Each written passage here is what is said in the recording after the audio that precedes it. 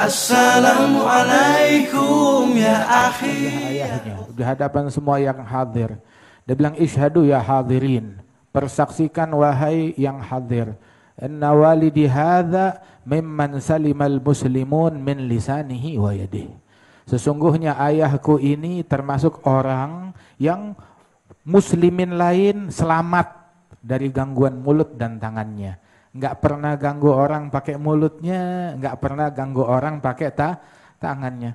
Kita pulang dari Hadramaut, dulu tuh tahun 98 mengalami bersama Al-Walid sekitar 7 tahun, enggak pernah dengar abah kita gosipin orang, ngatain orang, bicarakan keburukan orang lain. Bahkan maaf-maaf, kita tahu betul, namanya manusia, ada beberapa orang-orang tertentu yang memang punya masalah dengan ayah kita. Ada konflik, ada permasalahan. Cuma orang dulu konfliknya aja enak. Nggak kayak orang sekarang, nggak ada enaknya udah. Orang dulu konfliknya ada perbedaan pendapat, masih adab, luar biasa. Abah kita, ada beberapa orang yang ya ada cekcok, nggak akur, nggak sepakat, beda pendapat gitu. Namun kita nggak pernah dengar abah kita membicarakan keburukan orang yang bermusuhan dengan dia. Dalam tanda kutip musuhan ini. Hingga bahkan kita nggak tahu apa-apa. Datang dari Hadramaut kita nggak tahu apa-apa. Abah bilang, Syekh Jindan, ente baru pulang dari Hadramaut, pergi ziarah kepada fulan, Ustadz fulan, ulama fulan. Bilang, ya khair, kita datang. Belakangan kita baru tahu kalau antara abah dengan dia ada masalah.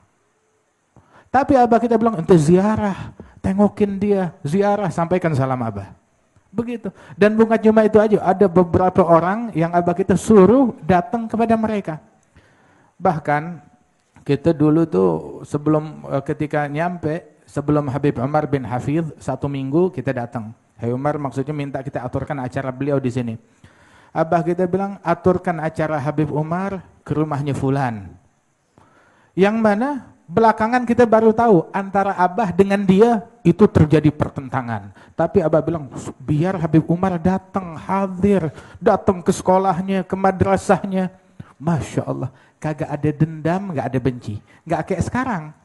Kalau udah beda pendapat sama orang, ada perbedaan prinsip, beda pendapat sama orang, oh musuh dunia akhirat.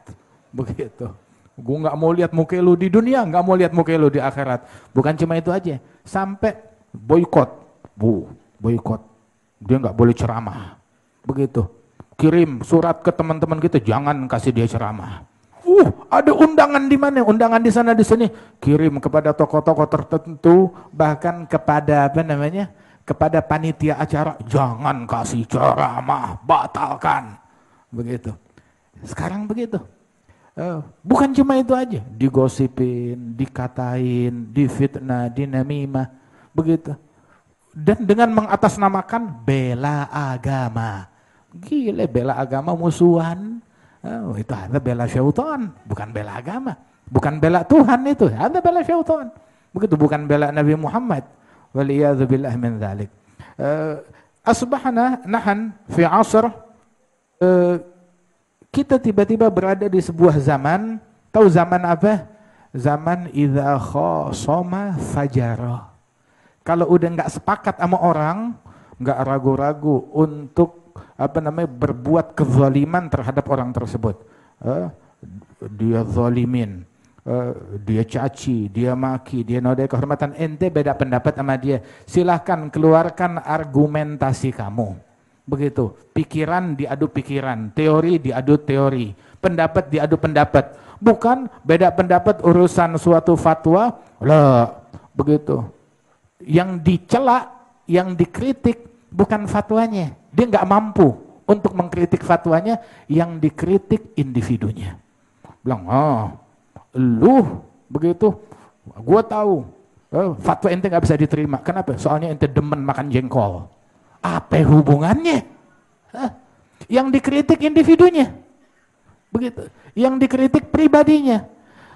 Makanya dibilang sama teman-teman kita tuh dulu bahwasanya barang siapa orang tuh kalau tidak pede, nggak percaya diri dengan keilmuan dan pendapat yang dia punya, nggak percaya diri dengan argumentasi dia sendiri, nggak yakin dengan fatwa yang dia pegang, sehingga untuk menguatkannya perlu berbohong,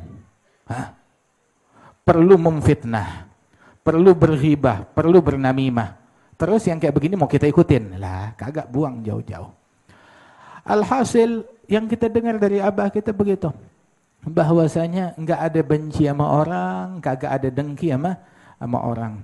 Sampai kita dulu sama akhina Al-Habib Ahmad hadza begitu kadang pegel ya. Abah kita datengin orang yang menurut kita mau ngapain didatenginnya orang. Kalau kita udah kita takbirin 4 kali orang.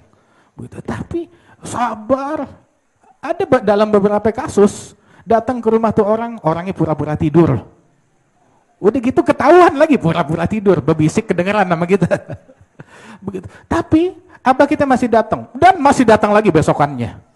Subhanallah. Hati bersih. Kalau kita mau pulang dari sini bawa sesuatu, bawa hati yang bersih. Udah, jangan dengki sama orang, jangan benci sama orang. Oh, mau bela agama, bela agama dengan hati yang bersih. Mau bela Islam dengan hati yang bersih. Mau dakwah dengan hati yang bersih. Begitu. Itu yang diajarkan oleh Rasulullah sallallahu alaihi wasallam. Doanya Nabi Ibrahim, wala tukhzini yauma yub'atsun yauma la yanfa'u malun wala banun illa man atallaha biqalbin salim. Begitu orang yang datang kepada Allah dengan bawa hati yang selamat, enggak ada benci, enggak ada dengki kepada orang lain. Mulut juga bersih.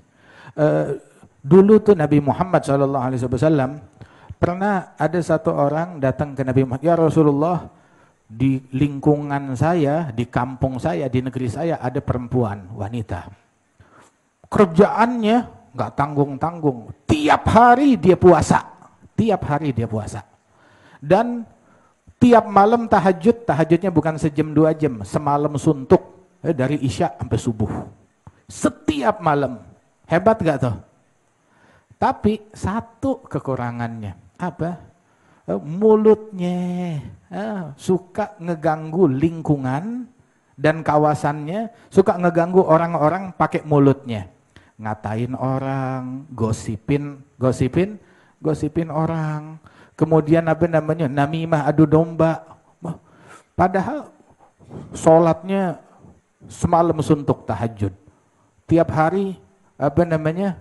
Dia puasa. Kalau zaman kita sebutnya udah bukan ustadzah lagi, ini sih waliyah yang kayak begini. Udah wali yang luar biasa. Cuma satu, demen mulutnya itu demen komentar. Tadi kayak Ustadz Ruhuddin bilang, suka campur urusannya orang lain. Ntar campur rumah tangganya orang. Ntar campur urusan anaknya orang. Ntar campur urusan bininya orang. Ntar campur urusan lakinya orang. Ntar campur urusan gurunya orang. Begitu sibuk sama orang. Ngomongin. Ini zaman kita zaman apa namanya? Zaman komentar. Apa aja dikomentarin. Bahkan anak TK ngomentarin profesor. Ada di mana-mana. Dikiranya nggak ada perhitungan apa. Orang kalau dia cerdas, dia bakal berpikir apa yang dia komentarin. Tadi akhina Syekh Zainul Majdi mengatakan bagaimana orang sekarang mulutnya di depan, otaknya, pikirannya di belakang. Ada di dalam sebagian riwayat, dalam sebagian athar, al-mu'min mulutnya ada di belakang, hati dan akal pikirannya ada di depan. Jadi ketika tuh omongan mau ngomong, disensor oleh akal, pikiran dan oleh hati dia. Jadi yang keluar udah disensor. Benar keluarnya. Tapi munafik, akalnya, pikirannya, hatinya di belakang, mulutnya di depan sono lidahnya. Jadi apa yang keluar, hatta kadang dia nggak sadar apa yang diomongin. Nggak sadar apa yang diomongin. Tahu kan orang kalau nggak sadar apa yang dia ngomong, majnun. Itu yang terjadi. Ini zaman-zaman komentar, hobinya orang komentar. Bilang nih wanita nih ada nih, katanya solehah, ustazah, hebat. Tapi demen ngomentarin orang. Begitu campur urusan orang. mengganggu lingkungannya, mengganggu orang-orang dengan mulutnya. Padahal tiap malam tuh orang kalau sholat tuh berapa rakaat? Dari Isya sampai subuh. Tiap hari dia puasa. Kaif ya Rasulullah, apa fatwanya Nabi Muhammad? Nabi bilang, la khaira fiha hiya finnar. Wanita itu tidak ada baiknya sama sekali, dia di neraka. Katanya Nabi Muhammad SAW. Itu fatwanya Nabi Muhammad. Sholatnya emang bukan khair. Lah, sholatnya khair. Sholat khair, puasa khair. Begitu, tapi Nabi bilang la khaira fiha, tidak ada kebaikannya pada diri wanita tersebut, hiya finnar. Na'udzubillah min dzalik. Tahu enggak? Bala musibah datangnya itu dari mana? Al bala muwakkalun bil mantiq. Musibah bala itu ada kata kuncinya dititipkan di ucapan di lidah kita. Ada kata-kata tertentu kalau diucapkan bikin orang sakit, stroke. Ada orang kata-kata tertentu, ucapan tertentu, komentar tertentu kalau dia sampaikan itu bikin dia divonis kena kanker atau kena tumor. Ada lagi kata-kata tertentu kalau dia ucapkan bikin dia ketabrak ketabrak sepeda. Ada lagi kata-kata tertentu kalau dia ucapkan kelindes kereta. Begitu. Ada lagi kata-kata tertentu kalau dia ucapkan bikin kebakaran. Begitu.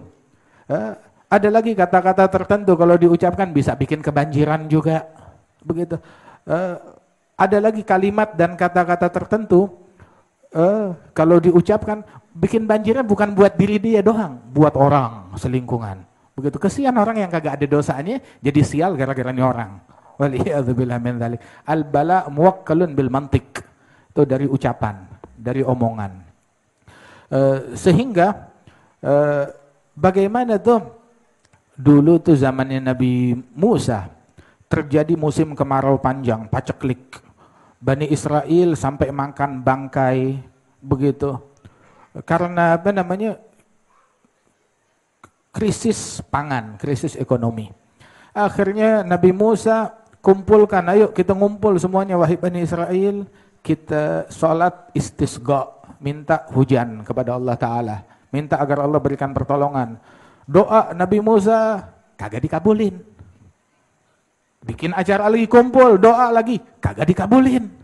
Sampai 3 kali enggak dikabulin, bilang ya Rabb, berkali-kali kita ngumpul minta dikasih solusi, turunin hujan, enggak diberikan. Apa masalah kita?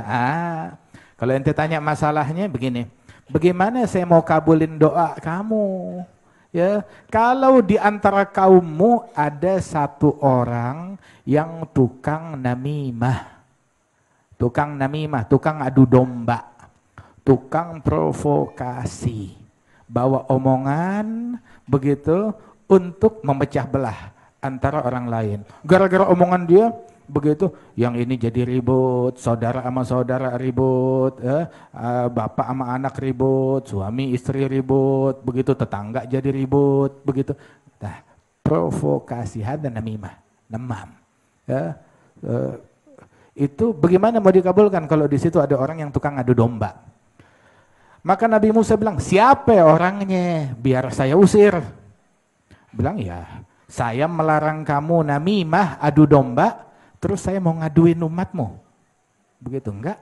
Saya melarang sesuatu dan saya tidak akan melakukan hal tersebut. Maka Nabi Musa pikir cari akal, habis gimana? Ya udah gini deh, kumpul lagi semua. Ini kita sekarang dapat bala musibah gara-gara satu orang. Satu orang yang tukang namimah, tukang adu domba, tukang provokasi. Ayo kita semuanya istighfar, taubat kepada Allah Ta'ala. Udah semuanya istighfar, taubat. Baru istighfar, turun hujan saat itu juga. Masya Allah. Gara-gara satu, semua sial. Nah sekarang kita ada berapa orang yang tukang namimah di barisan kita? Di barisan umat Islam berapa orang yang tukang adu domba? Tahu gak? An-namimah. Ada provokasi. Itu biasanya orang yang itu watak dan perangai anak haram. Maaf. yang suka namimah, adu domba dan provokasi. Ini sikap ini adalah sikap, watak dan perangai anak haram, anak zina. Waliyadzubillah min dzalik. Kata siapa? Ahli tafsir yang bilang begitu. Di dalam Al-Quran Allah Ta'ala berfirman, hammazim masya'im binamim manna'in lil khairi mu'tadin athim utullim ba'da dhalika zanim. Begitu. Hadi isyarah yang suka namimah, begitu ada tergolong daripada itu anak haram, waliyadzubillah min dzalik. Hati-hati daripada perangai ini. Amatu azabil qabr, mayoritas siksa kubur. Itu satu dari apa namanya adamul istibra minal baul, ketika dia buang air kecil tidak memastikan kalau air seninya udah tuntas, begitu hingga akhirnya netes lagi, najis lagi. Itu satu. Dan yang kedua, mayoritas siksa kubur adalah dari namimah. Dari namimah, adu domba. Ente dengar sesuatu, ya khalas, begitu. Enggak semua yang kita dengar harus kita sampaikan. Enggak semua yang kita tahu harus kita sampaikan. Terus, lah, saya mau menolong. Saya mau membantu. Saya mau memperbaiki. Memperbaiki dengan namimah, otak ente di mana? Weh naglak. Memperbaiki dari besok-besok ada orang megang botol bir, botol minuman keras. Saya membela agama dengan minum-minuman keras. Kalau saya nggak beli, begitu, bagaimana dia dapat rezeki? Jadi akal-akalan. Besok lagi bilang, saya membela agama dengan mencuri. Saya membela agama dengan ngegarong, dengan ngambil motornya orang. Hadza haram. Begitu juga bohong haram, ghibah, gosip haram, zina haram, namimah, provokasi, adu domba juga haram. Jaga mulut kita. Inna rajul la yatakallam bi kalimah. Kadang orang tuh ngomong satu kata. La yulgi lahabalan. Kalimat yang dimurkai oleh Allah. Satu kata yang dia mungkin anggap itu enteng, ringan, kecil. Mungkin dia sendiri lupa. Saking ringannya, oh iya sih, masa saya ngomong gitu? Mungkin dia nggak ngeh. Satu kata dia ngomong, gara-gara satu kata tersebut, tahu dampaknya apa?